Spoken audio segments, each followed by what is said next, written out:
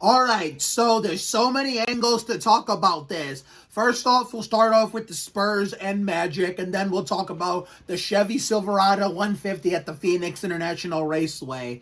Okay, so first off, I know it's just the Magic, but a good win by the SAS, and Thaddeus Young proved me and a lot of the other Thad haters wrong. It was just an indicator, like, before tonight, like, he was just rusty and needed a time to get he get set back on his feet, and he actually did pretty good and made a great run for us tonight. So kudos to Thad. And Bryn Forbes continues to prove a perfect example of why he's the king of bitching it up and exactly why he's a fucking junk. He was brought back for like the friendship connection or some bullshit like that. I'm sick, but hey, a win's a win. I'll take it, and that's what we should really be doing with him. If he doesn't do shit for us, well, on the floor, keep his ass on the bench for the rest of the game, and don't ever put him back in. We should have been doing this, in the 2019-2020 season, pre-pandemic, when he and Marco were doing nothing but taking up Lonnie and Rookie Keldon's minutes while stinking up the joint like Terry Labonte. And, the bubble was a blessing in disguise during that wild 2020 we had, because, the only reason why, the kids got to play in the bubble was because Patty Mills sacrificed his role to let the kids play, and which something Bill and Nelly should have done, considering that he and Mills were on that 2014 championship squad together. And not only that, they even shot the lights out in that 2015 first round series against the Lob City Clippers the first year I moved into this house. So, yeah, Bellinelli should have taken notes from Patty, but no, he was selfish. And the only reason why the kids got to play, but besides Mills giving up his role in the bubble a couple years ago, was because, Forbes got hurt and Marco temporarily got hurt. So, therefore, considering that I was like, Bryn, I know, won a championship in Milwaukee last year. I get it, but at the same time, he comes back to the Spurs for a friendship connection, which is some bullshit. But yet, whether that was the case or not, he just forgot how to shoot. He forgot how to shoot. I mean, considering that before the 2019-2020 season, he was all right. I mean, he was amazing for us in that 2019 first-round series against Denver. Considering that, if DeJounte never got hurt in the preseason and Parker had stayed, we probably would have had a better 18-19 regular season and probably would have made it as far as the second round in that year's playoffs. And Tony Parker would have made the playoffs at all the years he played for the Spurs. The only one of the big three to not make it because, he went to a shitty team in his last year, and the Hornets, of course, as we all figured, even then, missed the playoffs. So Duncan and Ginobili are the only ones to never miss the playoffs of the big three. Parker's the only one to miss it. And that 2019 playoffs, when the Hornets failed to qualify for it, was the first playoff since 2001 that had no Tony Parker, which was weird, meaning I'm still starting to fucking feel old as a Spurs fan. But, Thaddeus Young did really, really good tonight. Hopefully he keeps this momentum going forward, going into what's the next game, I think? Sunday after the Checker Auto Parts 500, that I'm going to do a live stream of. I mentioned in the live stream I just did. So my next live stream is actually not going to be December 26th and the 29th yet. The one I'm going to do before those two is Sunday for the Checker Auto Parts 500. I remember telling you guys that. I do remember telling you guys. So, yeah. So a good overall game tonight. And, honestly, even though it's just the Magic, whether it's a poverty team or a good team, I'm just ready to see Pop go. I mean, I appreciate for all he's done in 20 years since he's been aboard with Tim Duncan, and the first year without Duncan, we were proving the haters we could still compete for championships and win a lot of games without him.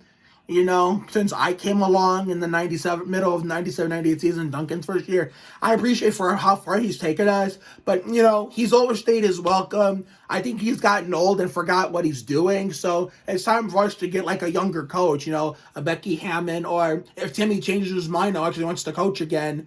I know he said he didn't want to because he wanted to spend more time with his family, like Vanessa, his girlfriend, with his kids. But he could change his mind. Who knows? Because you never know. But I would like to see Tim come back if he changes his mind or replace Pop if he retires. But if Tim stays committed to spending more time with his family, Becky Hammond needs to get the role, or any former Spur that's still relatively young. I know Ginobili won't because he doesn't want to coach either, and he has a totally different role with the team. So I'm pretty sure, I don't know if Tony Parker would, but that would be nice. But hey, well, only God knows. Only God knows, only Poppin himself knows too.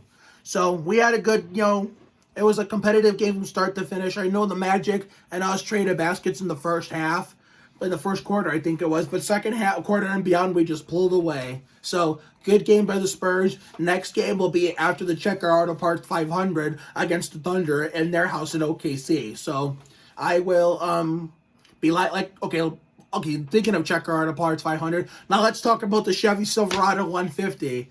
As a John Hunter fan, that fucking sucked. That really was a good sucker punch and a half, because considering that, this just proves that this playoff system of the, playoff format of the chase for the cup is broken. You could win the first, in the Truck Series, win the first 21 races, and the Busch Series, you can win. I still say the old name, so don't correct me, because I fucking hate the name changes. Fuck the names we have today. And the Craftsman Truck Series, you can win 21 of 22 races, have one mistake in the last race, and you lose the championship like John Hunter did tonight. And the Busch Series, you can win the first 34 races, make a big mistake in the 35th, and lose it. And in Winston, you can win the first 35 races and have a big mistake in the 36th, or even in any of those three series. You don't even have to have a mistake in a poor finish. You could win every single race. Race 1 through 35 in Winston, race 1 through 34 in Busch, and race 1 through 21 in Craftsman, and finish second in the last race, nowadays Phoenix, and, still lose the championship by a slim margin.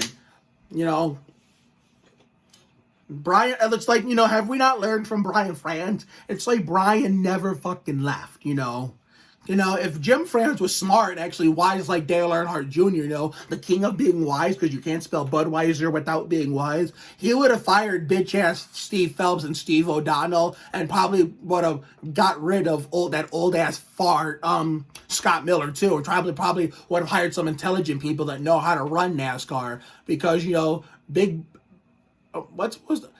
Bill France and, and his dad, I can't remember which of the Francis was which, but the older two Francis are now deceased. May God rest their souls and they rest in peace. They're turning over in their graves what Brian has done to the sport.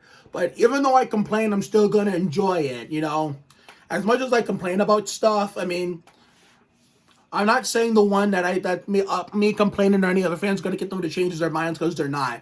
That's why, I just try to enjoy it no matter what. I know we're not the president of NASCAR and we don't run it, except when you say on Twitter, but you're not the president, you can't do shit about it. Look, we get it, but to those who tweet that out to people on Twitter, you don't have to be a dick about it. John Hunter, I had that problem in the beginning of the race as I turned it on. He had that problem. And then he spent 89 laps off the lead lap. And he was making his way through the field, but it was too little too late. I thought Zane had it. My stomach was in a knot. I thought I was going to pass out. And I moved my shoes just in case I was able to celebrate. I was getting ready to celebrate. It was like, it gave me PTSD of 2013 NBA Finals Game 6 Spurs Heat, where on Sandhurst, I was getting my basement ready to celebrate and go crazy, and my father's bracing himself. But then when the Manu and the Frog missed free throws, allowing Ray Allen to tie the game with that lucky-ass three-pointer, that's when I said to my dad, "Dad, calm down. I don't think we're celebrating tonight." Well, it was a similar scenario, except my dad's not here anymore. So, therefore, I was kind of by myself, bracing all the imaginary figures in the office. Like, you guys better watch out. I'm getting ready to celebrate and go crazy because Zane Smith's about to win a Craftsman Truck Series champion. But turns out, like in 2013 in the finals with San Antonio and Miami, I counted my chickens before they hatched. A good run by Zane. Almost got it. It was a nice comeback by John Hunter. Sheldon Creed, as much as I don't like him, he dominated that race. He would have earned my heart had he taken out Bitch Boy Ben. But hey, it is what it is. If I learned one thing as a kid about having least favorite drivers, but yet seeing them win races and championships, it's this. It's one thing to hate someone. That's normal. It's normal to hate someone in American sports, whether it be NBA, NASCAR, MLB, NHL, you name it. It's one thing to hate them, or let alone a team, or in any case, whether it be a NASCAR team or a professional MLB, NBA, NHL team. But it's another to like constantly badmouth them and not give them credit to where it's due, because that's something totally different from just hating on them. Because, I used to do that with Gordon as a kid. I did that with Johnson as a teenager. I kind of did it with Larson as a young adult. But I'm not going to do that now because I'm almost 30 and I know better than that now. So kudos to Ben Rhodes. Maybe if he continues this momentum in 2022, maybe he'll grow on me and maybe he won't be bitch boy Ben to me anymore. But at least he's got to make sure he doesn't, keep running people over like he did last year. And maybe Phil Parsons was right. Maybe this was a new and improved Ben Rhodes that doesn't wreck people, drive maliciously anymore. So maybe he's had a change of heart. So maybe. So we'll see going into the 2022 Craftsman Truck Series season when we run it up again at Daytona the Friday before the Daytona 500, which I think is actually 3 days after my Ricky Road 28th birthday. So I hate it for John Hunter. I hate it for Zane as a fan of both. And Zane's out of a riot now, considering now that the season's over.